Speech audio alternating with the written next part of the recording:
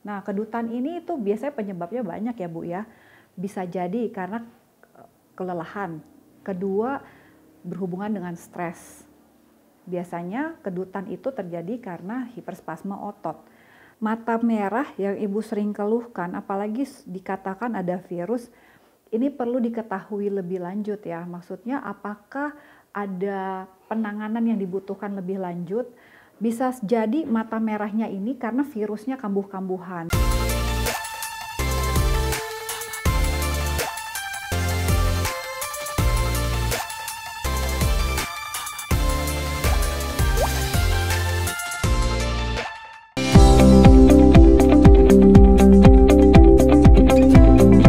Oke, untuk Ibu Ella Ahmad, lendir yang dimaksud itu harus kita lihat dulu.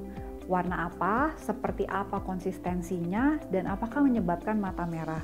Kemudian Ibu ada menyebut bisa melebar. Nah, ini melebarnya itu seperti apa? Apakah betul yang Ibu maksud lendir itu sama dengan yang kita persepsikan? Karena kalau lendir itu tidak akan membuat jadi lebar ya. Kalau lendir itu lebih ke konsistensinya menjadi lebih padat atau lendir itu akan lebih banyak. Jadi sebaiknya memang dikonsultasikan dahulu ke dokter mata, apalagi kalau sudah menyebabkan mata menjadi iritasi, kemudian menimbulkan kemerahan sehingga mata Ibu menjadi tidak nyaman.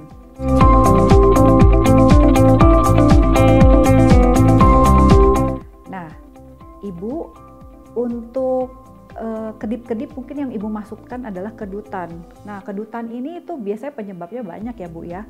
Bisa jadi karena kelelahan. Kedua, berhubungan dengan stres. Biasanya kedutan itu terjadi karena hiperspasme otot.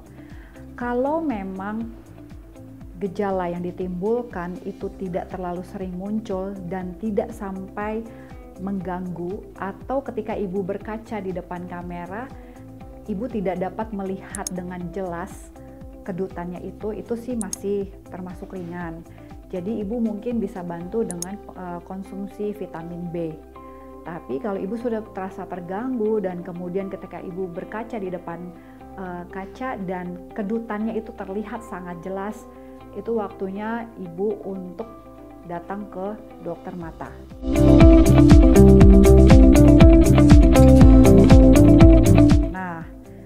Sudah pernah periksa berarti Ibu Neneng ya. Untuk suplemen itu mereknya banyak sekali. Ya, di pasaran itu banyak dan sesuai dengan kebutuhan Ibu saja, tidak perlu semua dikonsumsi. Untuk mata merah yang Ibu sering keluhkan, apalagi dikatakan ada virus, ini perlu diketahui lebih lanjut ya. Maksudnya apakah ada penanganan yang dibutuhkan lebih lanjut? Bisa jadi mata merahnya ini karena virusnya kambuh-kambuhan. Jadi memang harus rutin kontrol ke dokter dan tidak bisa menghentikan pengobatan sendiri tanpa pengawasan langsung dari dokter. Jadi sebaiknya memang tetap rutin memeriksakan kesehatan mata Ibu ya.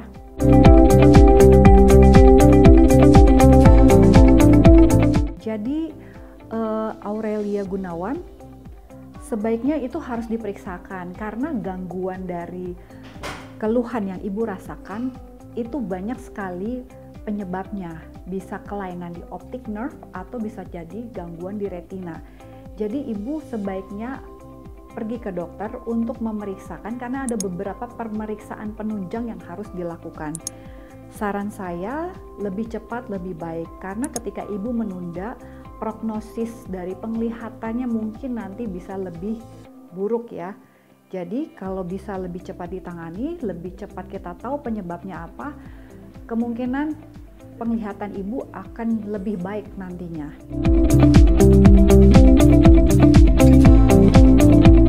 Ya, Ibu Lisa sebaiknya dipastikan dahulu ke dokter mata.